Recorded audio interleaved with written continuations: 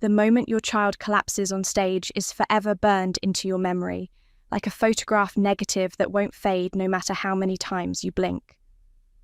I was sitting in the third row, dead center, watching my 12-year-old daughter, Quinn, perform Chopin's Nocturne in E-flat major when her fingers suddenly froze over the keys.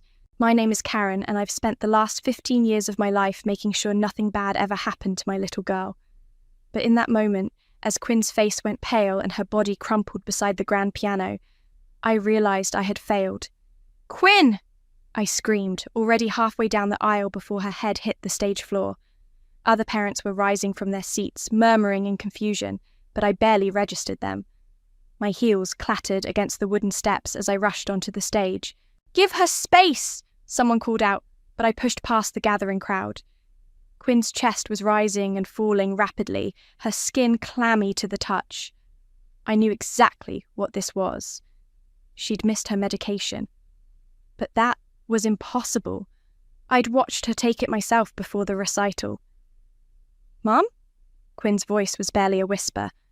"I don't feel good." "It's okay, baby. I'm here."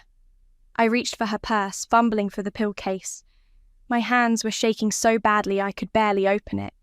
When I did, my blood ran cold. Instead of Quinn's prescribed tablets, there were small, white candies. Sugar pills. "Someone call 911!" I shouted, my voice cracking with panic. "Oh, Karen, don't be so dramatic." My sister Lindsay's voice cut through the chaos like a knife. She stood in the stage wing, arms crossed, wearing that same smirk she'd had since we were kids. "She's probably just nervous." I whirled around. "These aren't her pills. Someone replaced them with candy." "Really?" Lindsay's eyebrows rose in mock surprise. "Well, maybe a little humility would do her good. She's been getting awfully full of herself lately, don't you think?" The world stopped spinning. "What did you say?" "Karen!" My mother Sylvia appeared beside Lindsay, already shaking her head. "Stop causing a scene. Quinn is fine. She's just seeking attention, just like you always did." Quinn's breathing was getting worse. I could see the fear in her eyes as she clutched my hand. "My daughter needs emergency medical attention," I said through gritted teeth, pulling out my phone. "Someone tampered with her medication." "Don't you dare call 911, Sylvia hissed. "Think of how it will look. Think of your sister's wedding next month. We don't need this kind of drama right now." I hit the emergency dial button anyway, watching Lindsay's smirk fade slightly. "Yes, hello?" "My daughter's collapsed at the Riverside Community Centre. She has a medical condition and someone's tampered with her medication." "Karen!" Sylvia grabbed for my phone, but I stepped away. The paramedics arrived within minutes, though it felt like hours. As they loaded Quinn onto a stretcher, I heard Lindsay whisper to our mother, "She's always been jealous of the attention I get. This is probably just another one of her stunts." I watched them wheel my baby girl toward the ambulance, her small hand still reaching for mine. The stage lights felt too bright, the whispers of the lingering audience too loud. My sister's words echoed in my head. A little humility would do her good. That's when something inside me changed. Maybe it was the way Quinn's fingers had trembled as she grasped my hand, or maybe it was 38 years of swallowing my sister's cruelty while our mother looked the other way. But in that moment, watching the ambulance doors close on my daughter's pale face, I made a decision. "Karen," Sylvia called out as I headed for my car. "Where are you going?" "We need to discuss how to handle this situation." I turned to face them both. My mother in her expensive dress, my sister with her perfectly styled hair, and that damn smirk still playing at the corners of her mouth. "I'm going to the hospital with my daughter," I said calmly, "and then I'm going to make sure you both learn what real humility feels like." "Is that a threat?" Lindsay laughed, but there was uncertainty in her eyes now. I didn't answer. I didn't need to. Instead, I got in my car and followed the ambulance, my hand steady on the steering wheel for the first time since Quinn collapsed. They thought they knew me. The quiet sister, the obedient daughter, the one who always backed down. but they had never seen me as a mother protecting her child. That was the day I decided they would pay, not just for Quinn's sake, but for every time they'd hurt us and walked away smiling. And I knew exactly where to start. The steady beep of Quinn's heart monitor was the only sound in the hospital room as I watched her sleep. She looked so small in that white bed, her dark hair spread across the pillow like spilled ink. The doctor said she'd be okay, but those hours of uncertainty had aged me a decade. My phone buzzed again, the 15th text from my mother in 2 hours. I finally checked it. Coming home soon? Need help arranging flowers for Lindsay's bridal shower tomorrow. I switched the phone off and dropped it in my purse. That's when I noticed Quinn stirring. Mum. Her voice was scratchy. I'm here, baby. I moved closer, brushing hair from her forehead. How are you feeling? Better. She paused, picking at her blanket. Aunt Lindsay did it, didn't she? She switched my pills. My chest tightened. What makes you say that? I heard her talking to Grandma last week. She said I was showing off with the Chopin piece, that I needed to learn my place. Quinn's eyes met mine.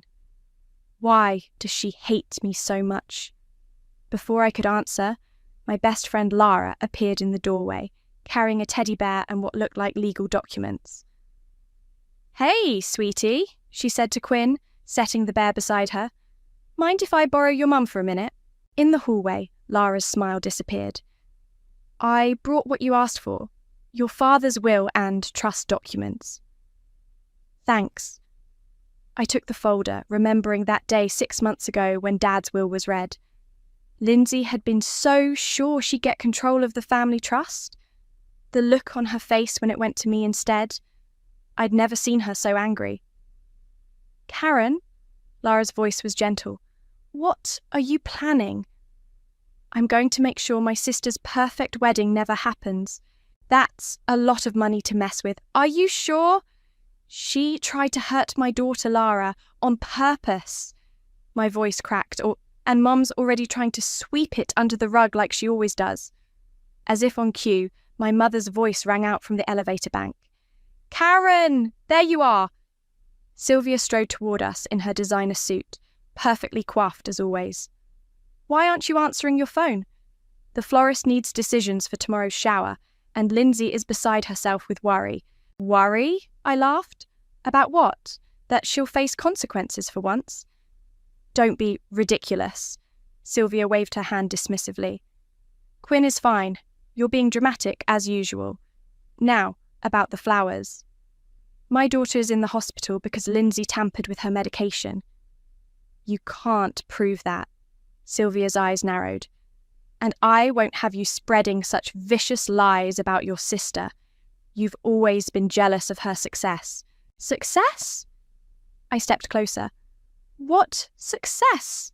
Living off Dad's trust fund while I actually work for a living. Ladies, Lara interrupted, this is a hospital. Sylvia straightened her jacket. Karen, I expect you at the house in an hour. We need to discuss how to move forward from this unfortunate incident. Lindsay's wedding is in 4 weeks, and I won't let you ruin it with these accusations. She turned on her heel and left, the click of her shoes echoing down the hallway. Lara touched my arm. What are you thinking? I opened the folder, scanning the trust documents until I found what I was looking for. Dad wasn't stupid. He put in a moral turpitude clause. If either of us commits acts of serious misconduct, access to the trust can be denied. And you have proof of what Lindsay did? I pulled out my phone, opening the security app. The recital hall has cameras everywhere, including backstage where Lindsay admitted what she did. I pressed play, and her voice filled the air. Maybe a little humility would do her good. Lara's eyes widened.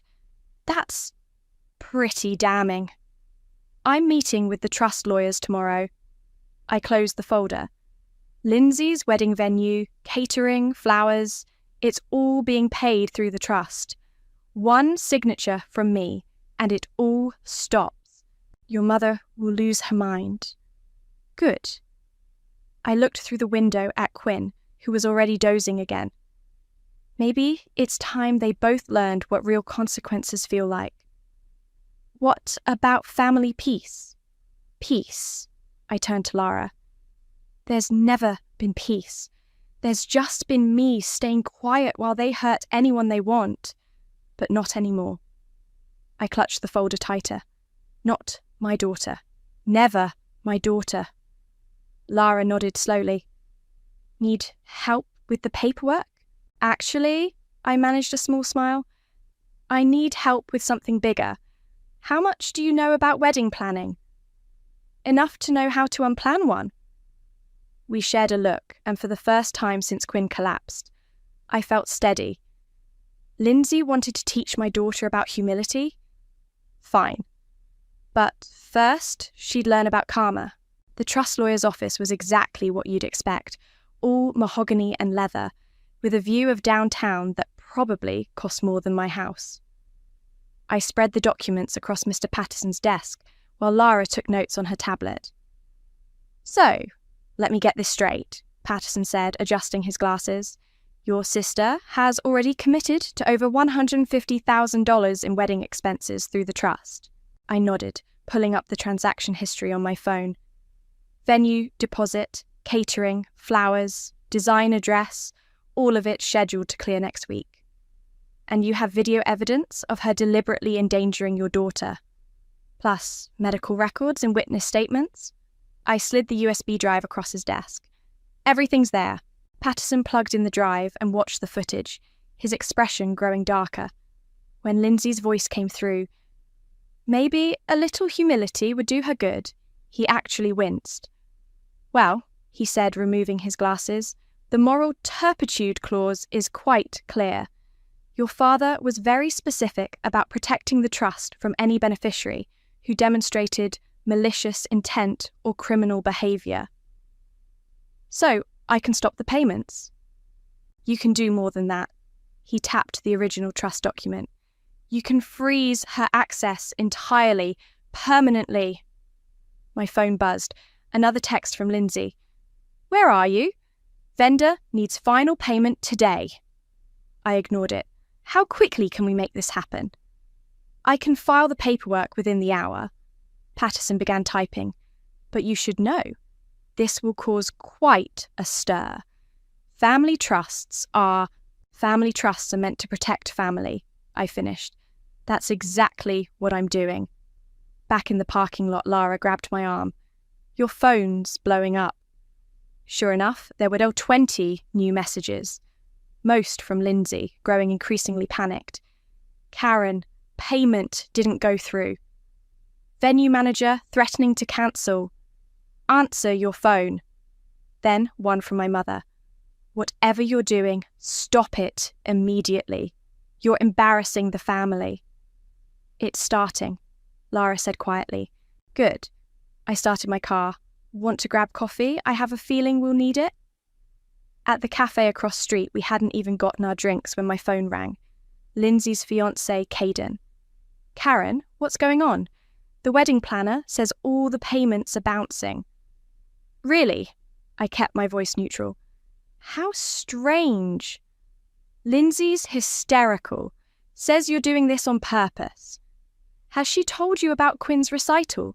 About what happened to my daughter? A pause. She said Quinn had a panic attack or something. Ask her about the sugar pills, Caden. Ask her why my 12-year-old ended up in the hospital. Another pause, longer this time. What sugar pills? Check your email in about 5 minutes.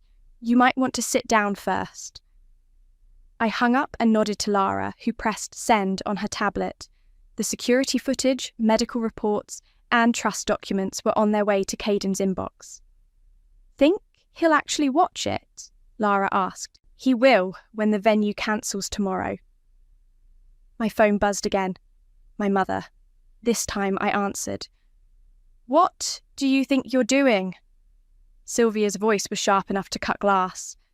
Protecting my daughter. By ruining your sister's wedding? This is childish, Karen. I raised you better than this. Did you? I stirred my coffee.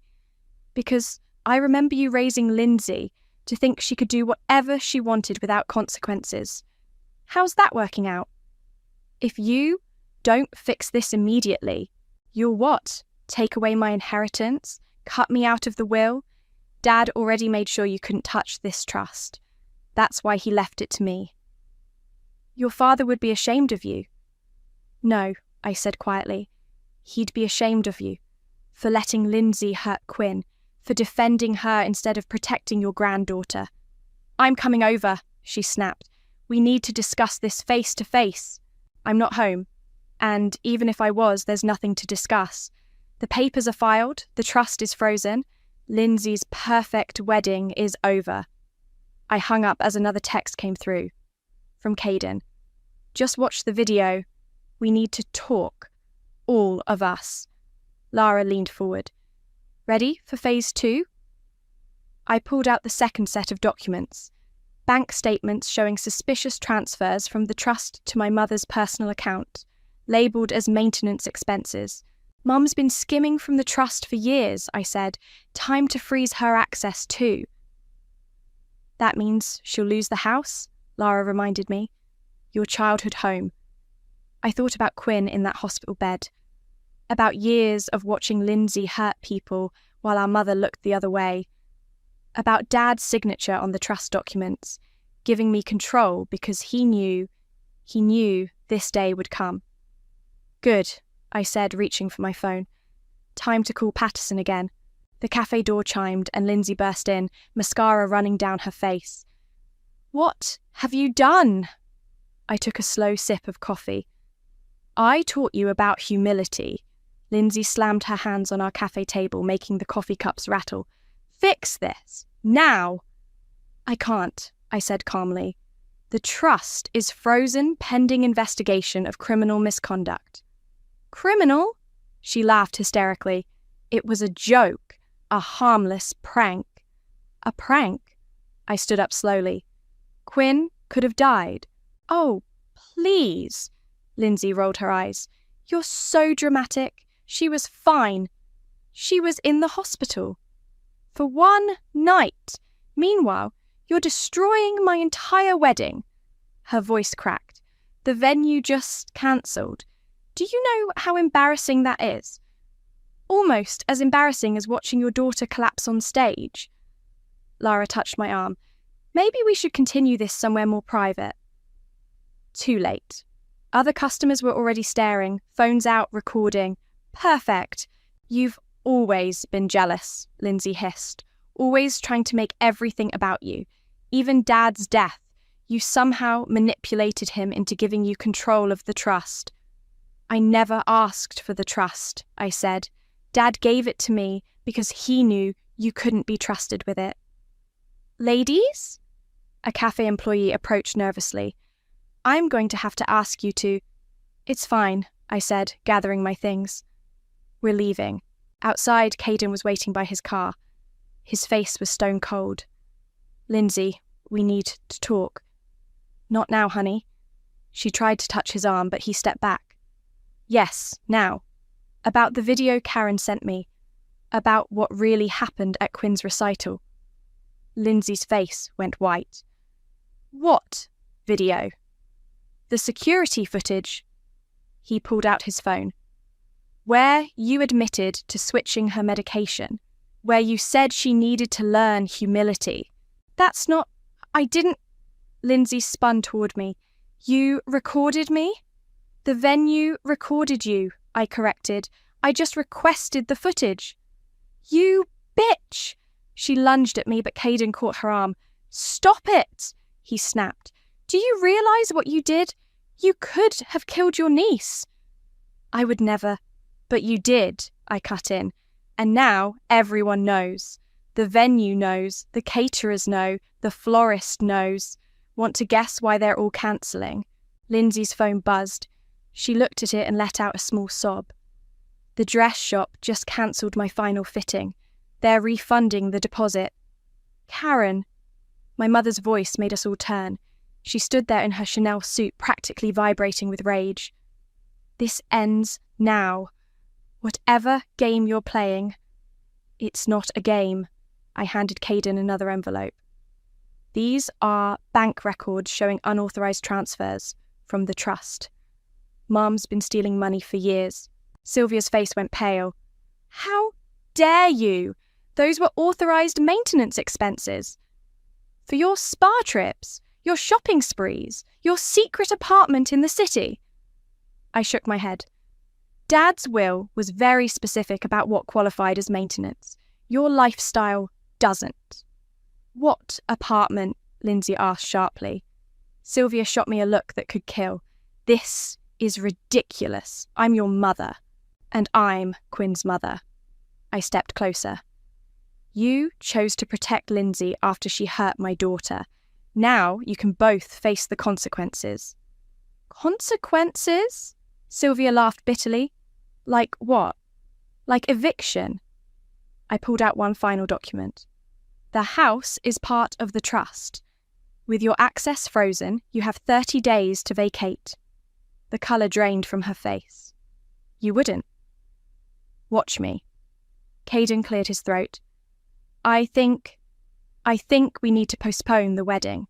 What? Lindsay whirled around. No, we can't. We have to. He wouldn't meet her eyes. I can't marry someone who would deliberately hurt a child. I didn't. Lindsay started crying. Karen, please. You have to fix this. I'll apologise to Quinn. I'll do anything. It's too late. I checked my watch. The trust board meets in an hour to review the evidence. After that, neither of you will ever see a penny from Dad's money again. You'll regret this, Sylvia said quietly. Family is forever, Karen. No, I replied, getting into my car. Family is a choice, and you both made yours when you chose to hurt Quinn. As I drove away, I watched in my rearview mirror. Lindsay crying on the sidewalk, Caden walking to his car alone, my mother standing straight-backed and proud even as her world crumbled. My phone buzzed, a text from Quinn. When are you coming back to the hospital? I smiled, making a U-turn. There was only one family member who mattered now, and she was waiting for me. Behind me, I could hear Lindsay's screams echoing across the parking lot. You've ruined everything. No, I thought. I just showed you what real humility feels like.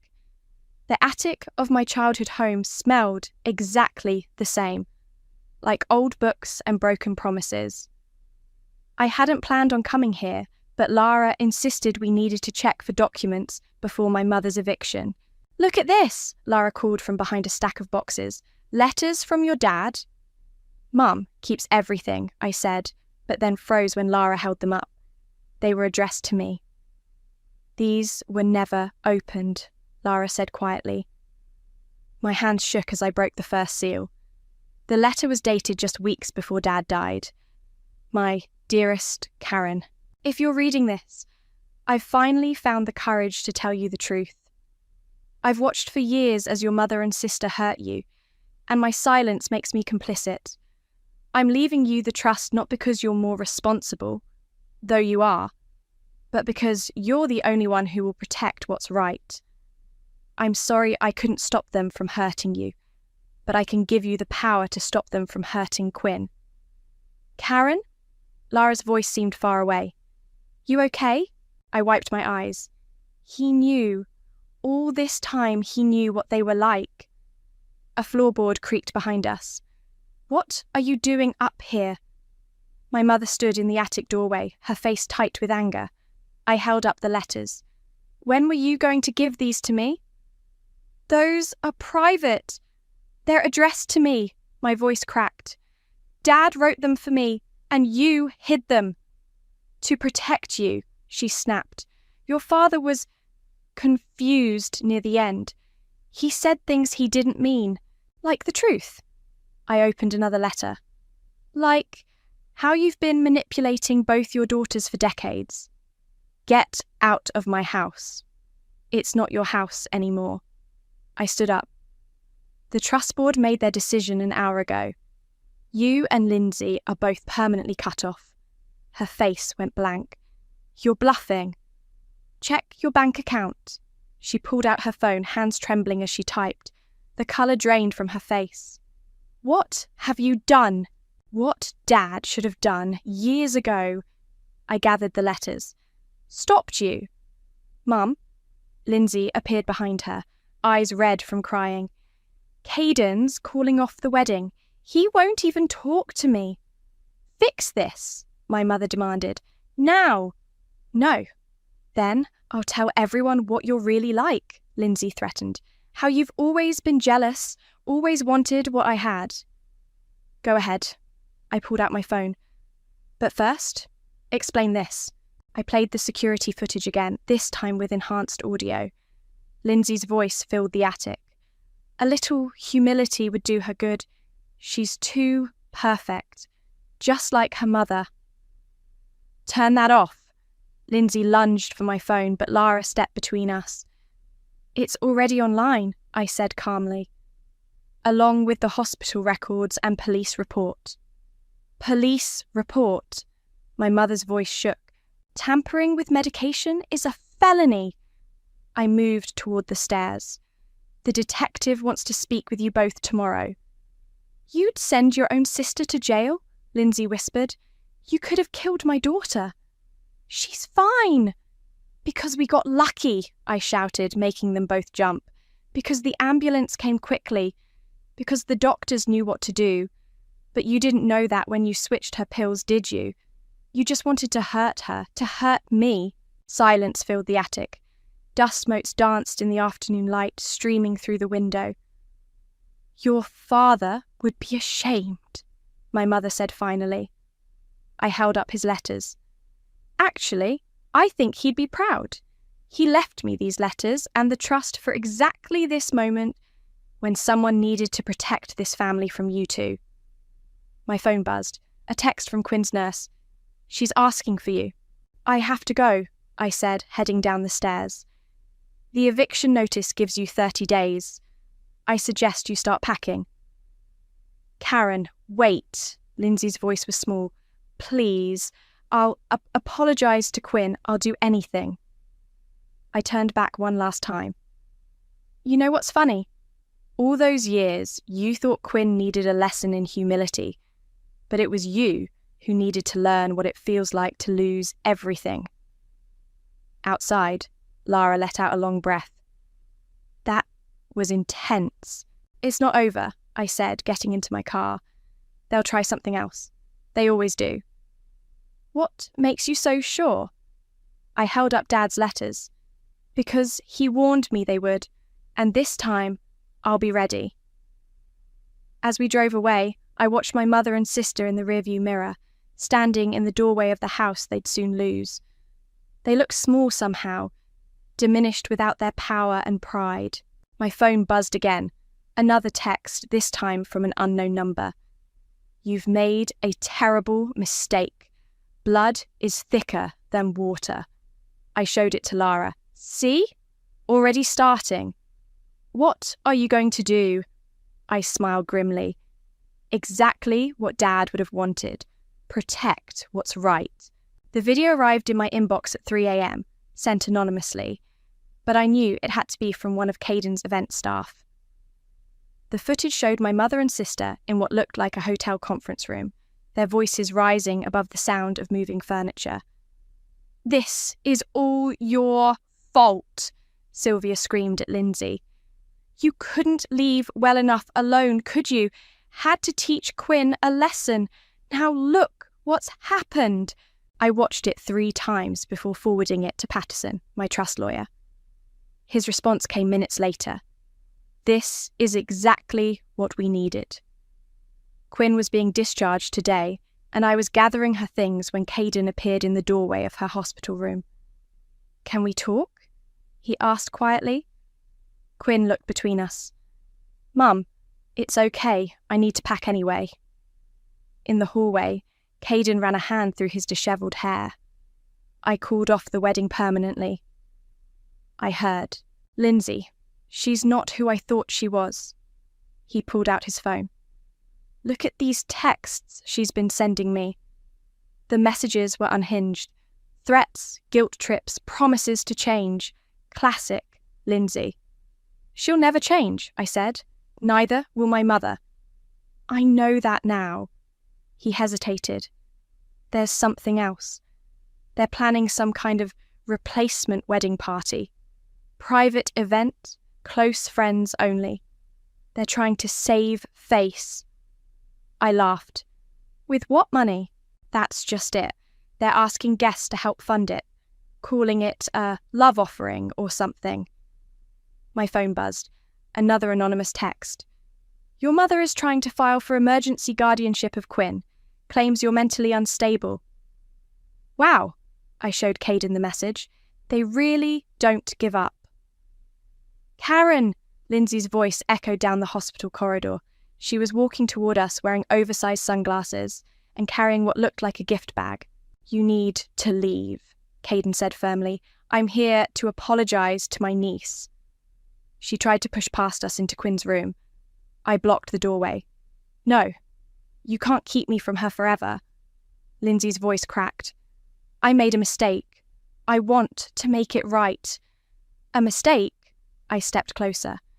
You deliberately tampered with life-saving medication. That's not a mistake. That's a crime. The police already question me. They can't prove anything. No, I pulled out my phone. What about this new video? The one where you and Mom are screaming about how you had to teach Quinn a lesson. Her face went white. What video? The one that's being added to the police report right now. You're lying. Mom? Quinn called from inside the room. Can we go home now? Lindsay tried one last time to look past me. Quinn, honey, I brought you a present. Stay away from my daughter. My voice was ice. Or the next call I make won't be to the trust lawyers. It'll be to the district attorney. She backed away slowly, then turned and ran toward the elevator.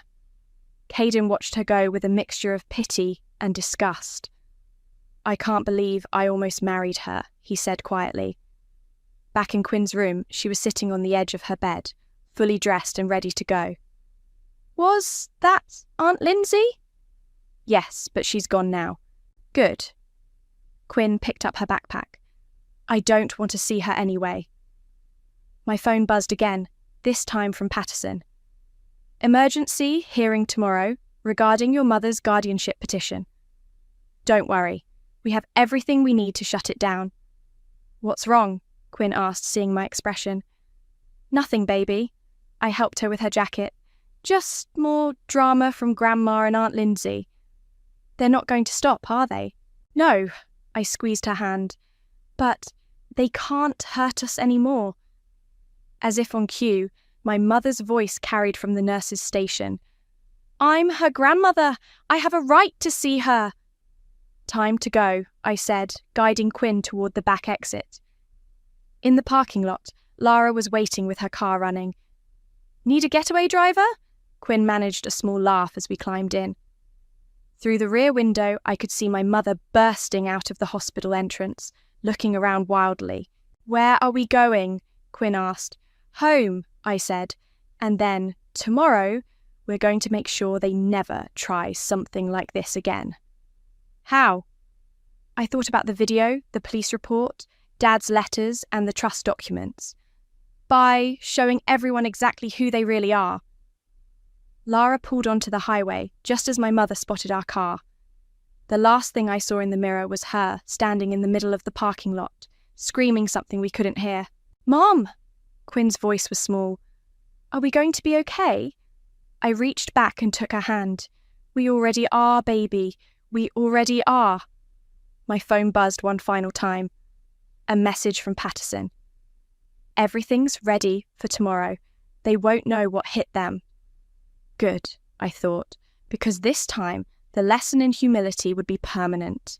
The replacement wedding party was in full swing when I walked into the country club's ballroom. Lindsay had managed to gather about 50 people, mostly her friends who didn't know the full story yet. My mother stood near the champagne fountain, pretending everything was fine. I wasn't invited, of course, but I didn't need an invitation anymore. Oh, God, Lindsay whispered when she spotted me. Security! Security! They won't help you, I said calmly, setting my briefcase on the nearest table. I'm still a member here. Dad made sure of that. Get out! My mother hurried over, her face flushed. Haven't you done enough damage? Actually, I pulled out a stack of folders. I'm just getting started. Caden emerged from the crowd. What's going on? Karen's trying to ruin everything again, Lindsay sobbed. On my special day. Special day?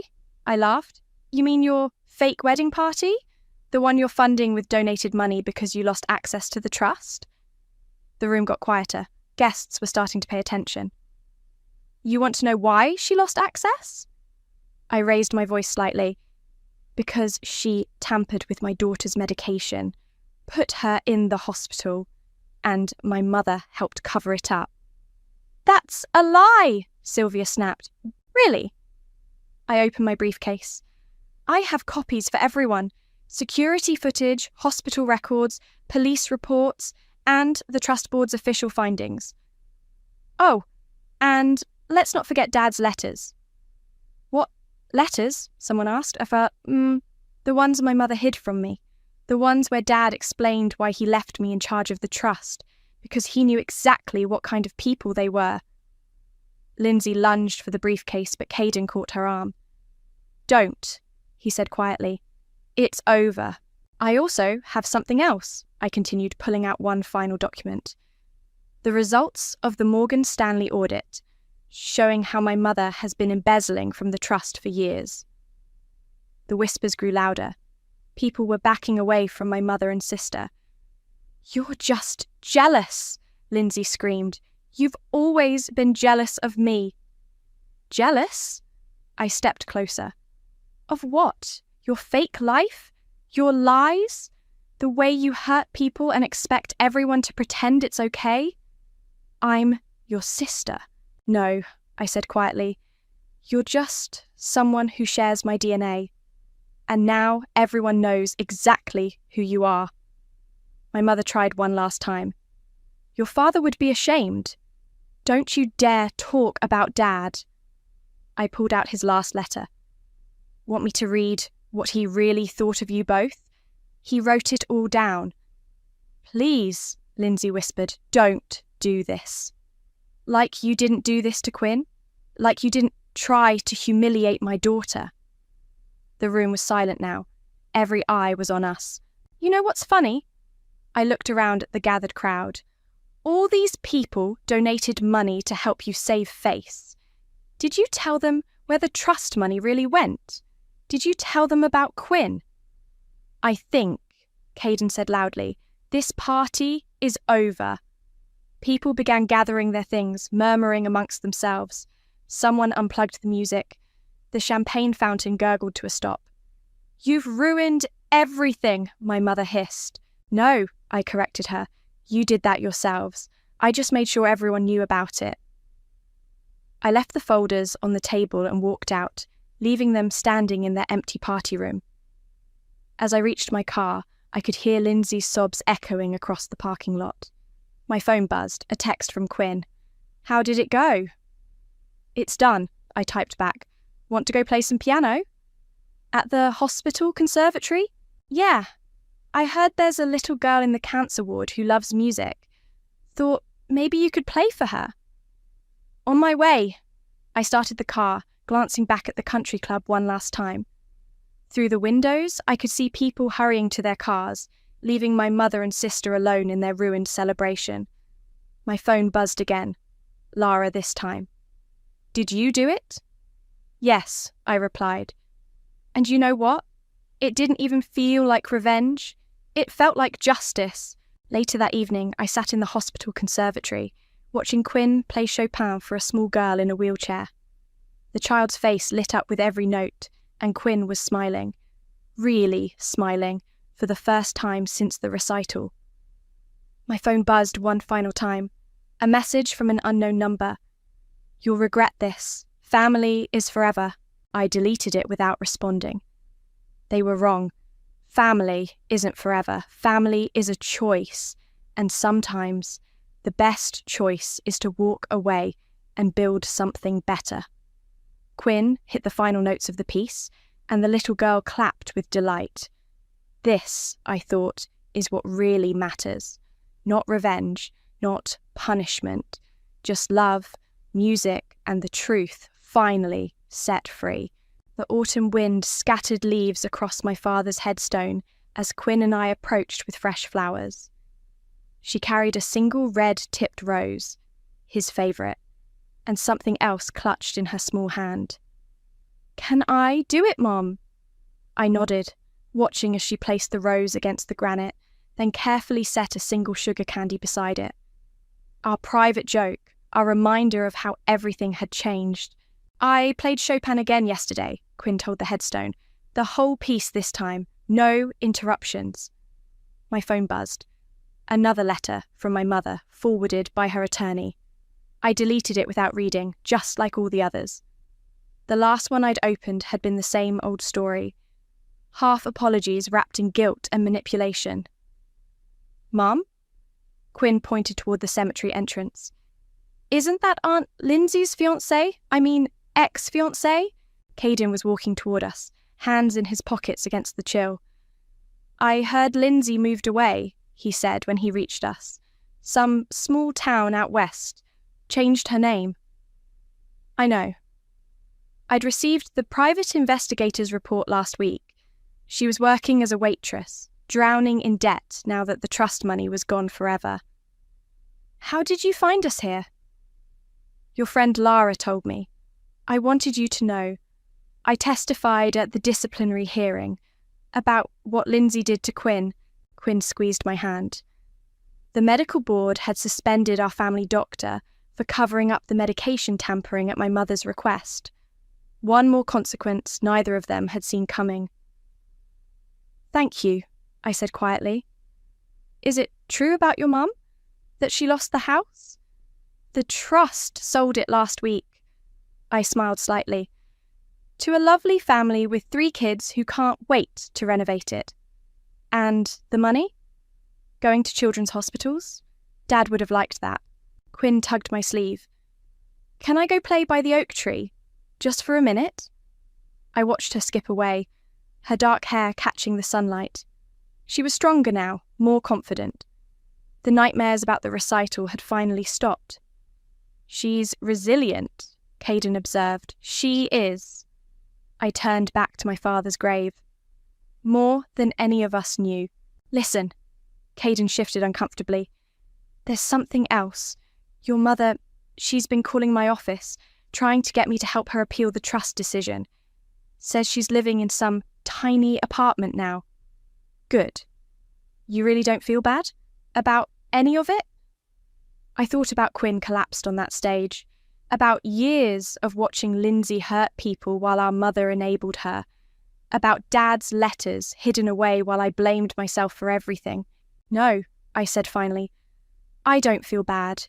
They chose cruelty over kindness, pride over love, every single time." "Mom!" Quinn called from the oak tree. "Look what I found." She came running back with something in her hands, a perfect red maple leaf, the same colour as the tip of the rose on Dad's grave. "Can we press it in your journal, like Grandpa taught us?" My throat tightened. "Of course we can."